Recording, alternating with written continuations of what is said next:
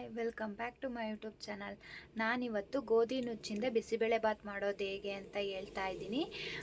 ಮತ್ತು ಯಾರೆಲ್ಲ ನನ್ನ ವಿಡಿಯೋನ ಫಸ್ಟ್ಗೆ ನೋಡ್ತಿದ್ದೀರಾ ಸಬ್ಸ್ಕ್ರೈಬ್ ಮಾಡ್ಕೊಳ್ಳಿ ಅಂತ ಹೇಳ್ತಾ ಈಗ ನಾನು ವಿಡಿಯೋನ ಸ್ಟಾರ್ಟ್ ಮಾಡ್ತಾ ಇದ್ದೀನಿ. ಬನ್ನಿ ನೋಡೋಣ. ಒಂದು ಟೊಮೊಟೊ, ಸ್ವಲ್ಪ ಕರಿಬೇವಿನ ಸೊಪ್ಪು, ಸ್ವಲ್ಪ ಕೊತ್ತಂಬರಿ, ಸ್ವಲ್ಪ ಕಾಯಿ, 2 ಈರುಳ್ಳಿನ ಕಟ್ ಮಾಡಿಟ್ಕೋಬೇಕು. ಹಾಗೆಯೇ ಎಲ್ಲ ತರಕಾರಿನೂ ಕಟ್ ಮಾಡಿಟ್ಕೊಂಡಿದ್ದೀನಿ ಇಲ್ಲಿ ನಾನು. ಹಾಗೆ ಒಂದು ಬಟ್ಲಲ್ಲಿ ಸ್ವಲ್ಪ ಹುಣಸೆಹಣ್ಣನ್ನು ಹಾಕ್ಕೊಂಡಿದ್ದೀನಿ. ಮತ್ತು ಸ್ವಲ್ಪ ತೊಗರಿಬೇಳೆ, ಸ್ವಲ್ಪ ಹೆಸರುಬೇಳೆ, ಸ್ವಲ್ಪ ಗೋಧಿ ನುಚ್ಚನ್ನ ಒಂದೇ ಕ್ವಾಂಟಿಟಿಯಲ್ಲೇ ಹಾಕ್ಕೊಂಡು ನಾನು ಅದನ್ನು ತೊಳೆದಿಟ್ಕೊಂಡಿದ್ದೀನಿ.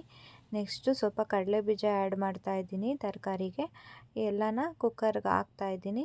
ಕುಕ್ಕರ್ಗೆ ಹಾಕ್ಬಿಟ್ಟು ತರಕಾರಿ ಎಲ್ಲ ಹಾಕಿ ನೋಡಿ, ತರಕಾರಿ ಎಲ್ಲ ಹಾಕಬೇಕು. ನೆಕ್ಸ್ಟು ಹಾಗೆ ಸ್ವಲ್ಪ ಈರುಳ್ಳಿ, ಸ್ವಲ್ಪ ಕೊತ್ತಂಬರಿ ಸೊಪ್ಪು, ಸ್ವಲ್ಪ ಕಾಯಿ, ಸ್ವಲ್ಪ ಟೊಮೊಟೊನೂ ಹಾಕ್ಕೊಂಡು ನೀರು ನೋಡಿಕೊಂಡು ಇಟ್ಕೋಬೇಕು. ಕ್ವಾಂಟಿಟಿಗೆ ಎಷ್ಟು ಬೇಕೋ ಅಷ್ಟು ಇಟ್ಕೊಂಡು ಸ್ವಲ್ಪ ರುಚಿಗೆ ತಕ್ಕಷ್ಟು ಉಪ್ಪು ಹಾಕ್ಕೊಂಡು ಕುಕ್ಕರ್ನ ಮುಚ್ಚಿಬಿಟ್ಟು ಕೂಗ್ಸೋದಕ್ಕೆ ಇಡಬೇಕು.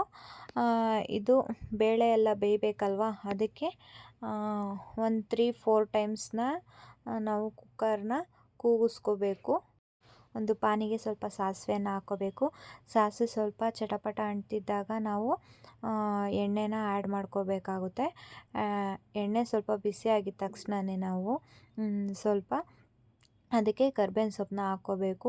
ಕರ್ಬೇವಿನ ಸೊಪ್ಪು ಸ್ವಲ್ಪ ಫ್ರೈ ಆಗಿದ ಮೇಲೆ ನಾವು ಅದಕ್ಕೆ ಮೆಣಸಿನ ಪೌಡರ್ನ ಹಾಕ್ಕೋಬೇಕು. ಸ್ವಲ್ಪ 2 ಚಿಟಿಕೆಯಷ್ಟು ಮೆಣಸಿನ ಪೌಡರು ಮತ್ತು 2 ಚಿಟಿಕೆಯಷ್ಟು ಇಂಗನ್ನು ಹಾಕ್ಕೋಬೇಕು. ಹಿಂಗೆ ಹಾಕ್ಕೊಂಡ್ರೆ ಡೈಜೆಷನ್ಗೆಲ್ಲ ಯೂಸ್ ಆಗುತ್ತೆ ಅಂತ ಹೇಳಿ ಎಲ್ಲ ಅಡುಗೆಗೂ ಹಿಂಗನ್ನ ನಾವು ಯೂಸ್ ಮಾಡ್ತೀವಿ. ಸ್ವಲ್ಪ ಗರಂ ಮಸಾಲನೂ ಆ್ಯಡ್ ಮಾಡಬೇಕು. ಸ್ವಲ್ಪ ಗರಂ ಮಸಾಲ ಆ್ಯಡ್ ಮಾಡಿಕೊಂಡು ಮತ್ತು ಎಲ್ಲ ಚೆನ್ನಾಗಿ ಮಿಕ್ಸ್ ಮಾಡಬೇಕು.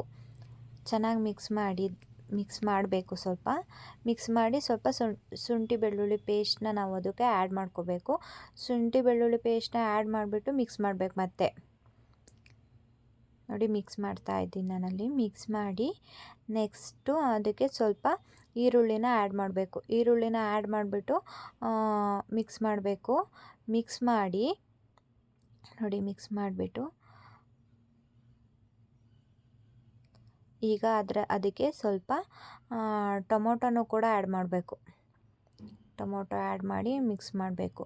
ಸ್ವಲ್ಪ ಬ್ರೌನಿಷ್ ಬರೋವರೆಗೂ ಮಿಕ್ಸ್ ಮಾಡಿಬಿಟ್ಟು ಎರಡೂ ಮಿಕ್ಸ್ ಮಾಡಿ ನೆಕ್ಸ್ಟ್ ಅದಕ್ಕೆ ಸ್ವಲ್ಪ ಬೆಲ್ಲನೂ ಸಹ ಆ್ಯಡ್ ಮಾಡಬೇಕು. 1 ಸ್ಪೂನಷ್ಟು ಬೆಲ್ಲನೂ ಸಹ ಆ್ಯಡ್ ಮಾಡಬೇಕು.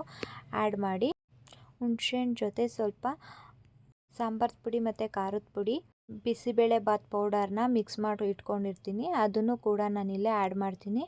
ಅದು ಆ್ಯಡ್ ಮಾಡಿದ ಮೇಲೆ ಸ್ವಲ್ಪ ಮಿಕ್ಸ್ ಮಾಡಿಬಿಟ್ಟು ಬಿಟ್ಟು ಮತ್ತೆ ಅದು ಸ್ವಲ್ಪ ಹೊತ್ತು ಬಿಟ್ಟ ಮೇಲೆ ಮತ್ತೆ ಅದು ಮಳ್ಳುತ್ತೆ.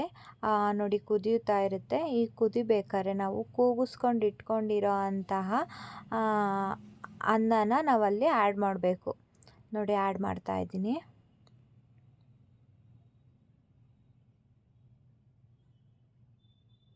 ಎಲ್ಲನೂ ಹಾಕ್ಕೋಬೇಕು.